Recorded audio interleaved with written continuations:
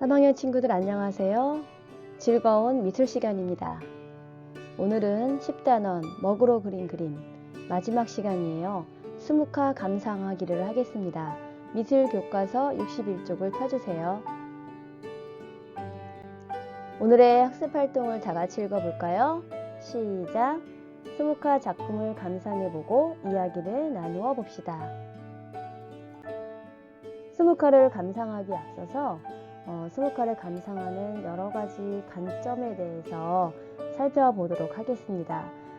그 여러 가지 관점들을 주제에 맞게 몇 가지로 묶었습니다. 첫 번째, 작품에서 탐색한 수묵화의 표현 특징을 중심으로 감상하기를 살펴보겠습니다.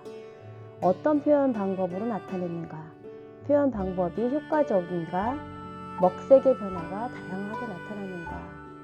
먹색의 변화라면 진한 먹, 중간 먹, 연한 먹의 변화를 말하겠죠. 먹의 번짐은 잘 표현되었는가, 먹선의 굵기의 변화가 있는가, 먹선이 굵거나 가늘거나 중간 이렇게 다양한 변화가 있는가, 이런 관점을 가지고 살펴봅니다. 그 다음은 제목과 작품의 주제를 살펴봅니다. 작품에서 연상되는 제목이 있다면 무엇인가, 제목이 작품에서 강조된 내용과 어울리는가, 이런 것들을 살펴보고요.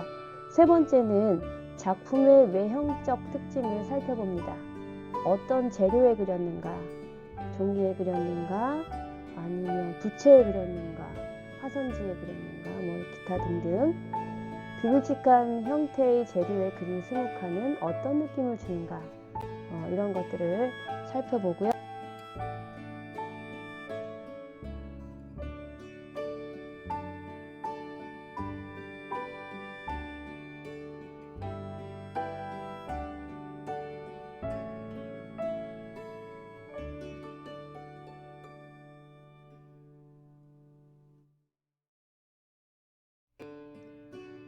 끝으로 작품에서 보완하고 싶은 점을 살펴봅니다.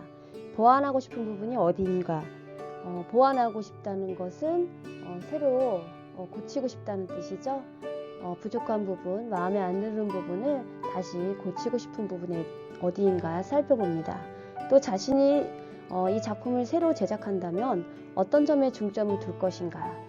이런 5가지의 관점을 가지고 작품을 감상해 보도록 하겠습니다. 먼저 교과서에 있는 작품을 살펴보겠습니다. 자, 이 그림은 이인문의 연화도라고 하는 작품입니다. 이 그림에 무엇이 보이나요? 네, 저기 위쪽에 꽃이 보이고 그 밑에 이파리 같아요. 바로 연꽃 그림이란 뜻입니다. 이 그림은 이인문이 아주 간결하고 대담한 필치로 연꽃의 그 형태를 역동적으로, 그러니까 운동감 있게 묘사하였습니다. 단순한 형태 속에서도 먹의 농담 등이 다양하게 구사되었으며 사선을 이루는 파격적인 구도가 개성 있게 느껴집니다. 여기서 사선 구도를 이야기했는데요. 이 부분이 바로 사선 구도가 되겠습니다. 이런 식으로. 자, 그리고 이 인문에 대해서 좀 더 자세히 알아보면 이 인문은 조선 영조시대에 활약했던 대표적인 도화서 화원이에요. 도화서라 하면 옛날에 그림을 전문적으로 그리는 관공서와 같은 그런 곳입니다. 도화서 화원 중에 대표적인 사람이 또 김홍도죠. 김홍도는 그림을 너무너무 잘 그려서 어진을 그렸다고 해요. 어진이라 하면 임금님의 얼굴을 말하죠. 임금님 초상화를 어진이라고 하는데 아무나 못 그리는 그런 그림입니다. 도화서 화원인 김홍도와 가깝게 지냈어요. 그리고 조선 후기 회화 발전에 크게 이바지하였습니다.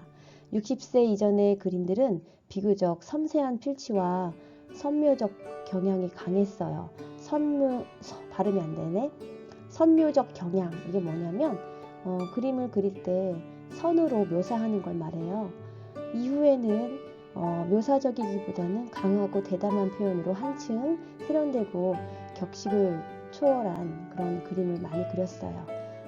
여기서 보이는 이 작품도 조선 그 60세 이후의 그림이라고 할 수 있죠. 아주 필치가 대담하고 그리고 간결하면서도 강렬한 느낌을 주고 있습니다. 다음 작품을 살펴보겠습니다. 이것은 이하연 학생의 화분이란 작품이에요.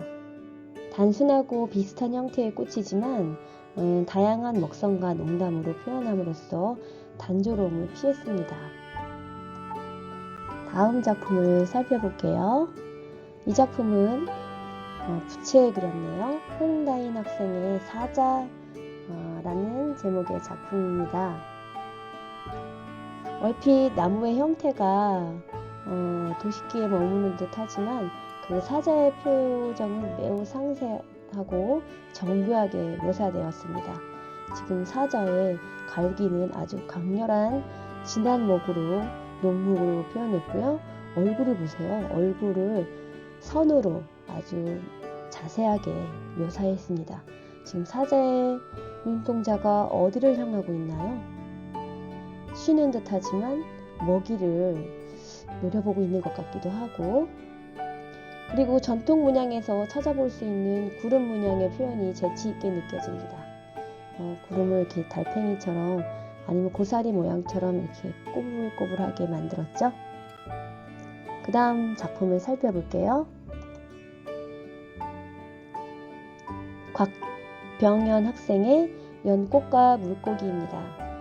3학년의 미술 표현 발달 단계에 맞는 그런 아동화의 특성이 수묵 표현에서도 잘 나타나 있는 작품으로 기교적이지는 않지만 연꽃과 물고기의 형태를 충실하게 표현하려고 노력한 흔적이 엿보입니다.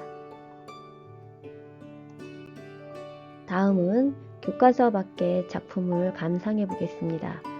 지금 그 사진에 보이는 두 작품을 먼저 볼게요. 사람의 모습과 오른쪽에는 그 산의 모습을 표현했는데 우리나라의 산세와 사람의 모습과는 많이 다르죠. 이처럼 조선 전기에는 그 중국의 그림을 모방해서 우리나라에서는 볼 수 없는 중국의 산세와 그리고 상상 속의 모습을 그린 관념산수화를 그렸어요. 그리고 또 옛날 이야기에 나오는 유명한 인물들을 그렸습니다. 이 옛날 이야기도 우리나라 옛날 이야기가 아니라 중국의 옛날 이야기를 그렸어요. 강의 안의 고사 간수도를 보면 아래 흐르는 물을 바라보고 있는 고사를 그리고 있죠. 그리고 오른쪽 그림을 보시면 중국에서 아름다운 경치를 자랑하는 소상이라는 곳을 그린 소상 팔경도 중에서 연사모종이라는 그림입니다. 모두 중국의 그림을 따라 그렸다고 할 수 있습니다. 다음 그림을 볼게요.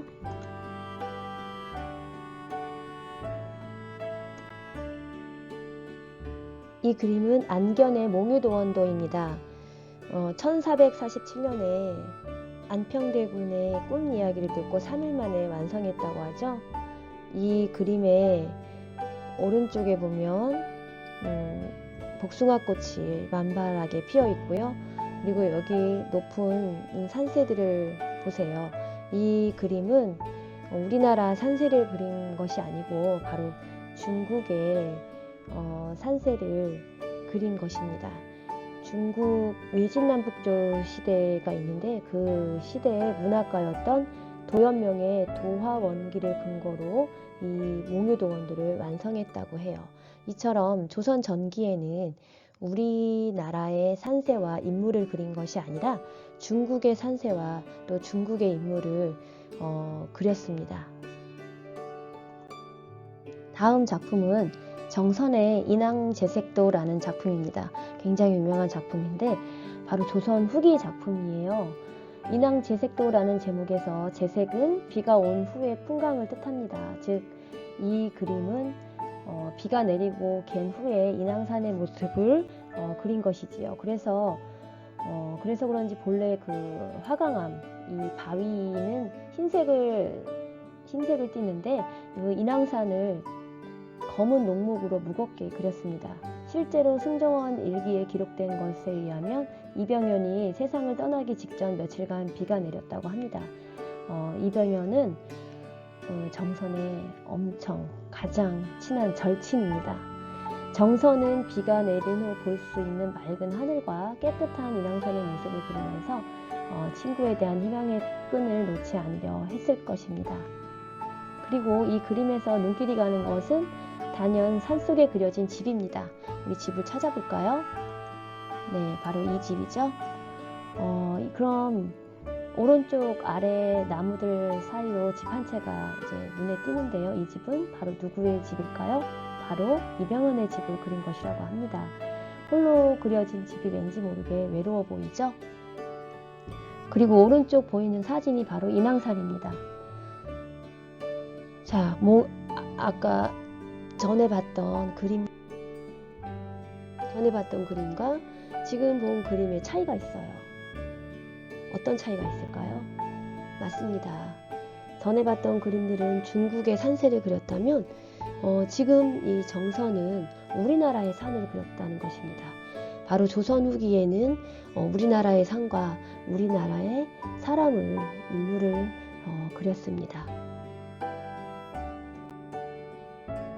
네, 이 그림은 정말 유명한 그림이죠? 이 그림 누가 그렸을까요? 네, 맞습니다. 바로 김홍도가 그렸어요. 여기 오른쪽에 나와 있네요. 김홍도의 씨름도라고 하는 그림입니다. 김홍도는 그림을 굉장히 잘 그렸어요. 도화서 하원이라고 했죠? 그런데 그렇게 그림을 잘 그리는 사람이 이런 서민들의 모습을 그렸다고 하는 것은 이 시대가 많이 변했다는 걸 알 수 있어요. 아까도 말했듯이 조선 전기에는 중국의 산세와 중국의 인물을 그렸다고 했죠. 조선 후기로 넘어오면서 이제 우리나라의 인물과 산세를 그리기 시작했습니다. 김홍도도 마찬가지예요. 우리 서민들의 삶을 정말 재밌고 재치있게 그려낸 그리고 사실적으로 그려낸 화가라고 할 수 있습니다. 김홍도가 그린 씨름도를 살펴볼게요. 지금 여러 사람들이 모여서 구경하고 있고 엿을 팔고 싶은데 사람들이 이 씨름에 너무나 집중하다 보니 엿엔 관심이 없네요. 그러니까 엿 파는 소년인가 엿 파는 사람이 엿이 안 팔리네 하면서 먼 산을 바라보고 있고 지금 이 씨름 이 장면에서 막 들려서 넘어갈 듯 아주 긴박한 순간입니다. 그런데 이 그림은 지금 두 개의 그림이 달라요. 다른 곳이 5군데가 있어요. 눈치챘나요? 한번 여러분 선생님이 시간을 줄 테니 서로 다른 그림 5군데를 찾아보세요. 10가지 세겠습니다. 10, 9, 8, 7, 6, 5, 4, 3, 2, 1, 0. 다 찾았나요? 다 찾은 사람은 정말 대단한 사람이에요. 자, 여기 첫 번째가 여기 사람이 있고 여기 사람이 없네요. 여기는 사람이 있고 없고 그 다음에 뭐죠? 갓이 있고 없고 그리고 여기도 갓이 있고 없고 그 다음에 부채가 있고 없고 그리고 또 한 군데 이게 뭐죠? 신발이 모양이 다르게 생겼죠? 하나는 집신, 하나는 고무신이네요. 네, 재밌네요.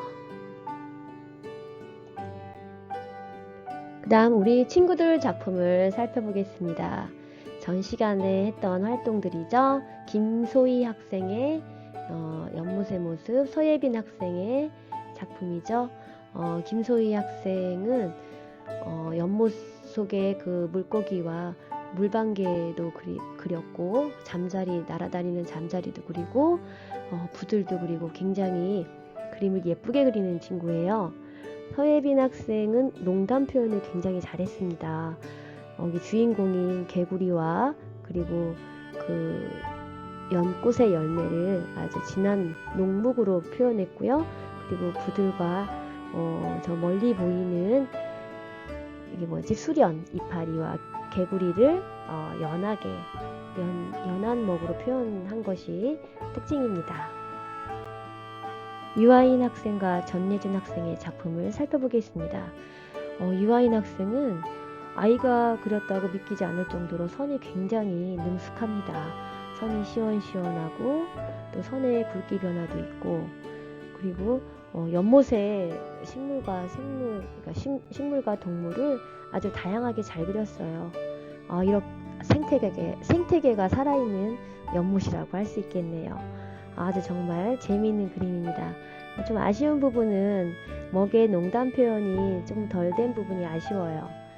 전예준 학생은 개구리를 굉장히 잘 그렸네요. 개구리의 농담 표현이 잘 표현됐고, 그리고 지금 비가 오는 장면 같아요.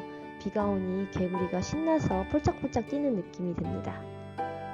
다음은 이서윤 학생의 그림을 감상하겠습니다. 이서윤 학생은 가까이 있는 물고기를 아주 굉장히 진한 먹으로 녹목으로 표현했고, 그리고 멀리 있는 생물은 연한 먹으로 표현했습니다. 이서윤 학생의 전체적인 그림의 특징은 굉장히 깔끔하고 또 완벽주의를 추구하는 그런 느낌이 듭니다. 그리고 생물들을 꽉 차게 그려서 연못이 풍성한 느낌을 갖게 합니다. 곽대윤 학생의 그림은 간결하면서 굉장히 강한 필치가 느껴집니다. 특히 이 녹목으로 표현한 부분과 연한 먹으로 표현한 그 꽃이라든가 개구리 부분이 대조를 이루고 있어서 아주 깊은 인상을 줍니다. 자, 이제 감상을 다 했으면 마무리 정리 활동을 해보겠습니다. 감상 활동을 통해서 알게 된 점, 느낀 점, 재미있는 점 등을 이야기해 보세요. 그리고 작품에서 보완하고 싶은 점 등을 구체적으로 이야기해 보세요. 여러 수묵화 작품을 감상하고 서로 토의한 내용을 공책에 정리해 보도록 하세요. 여러분은 교과서 61쪽 생각이 무럭무럭과 스스로 평가하기에 자기가 스스로 평가를 해보시기 바랍니다. 이상으로 수묵화 감상하기를 모두 마치겠습니다. 감사합니다.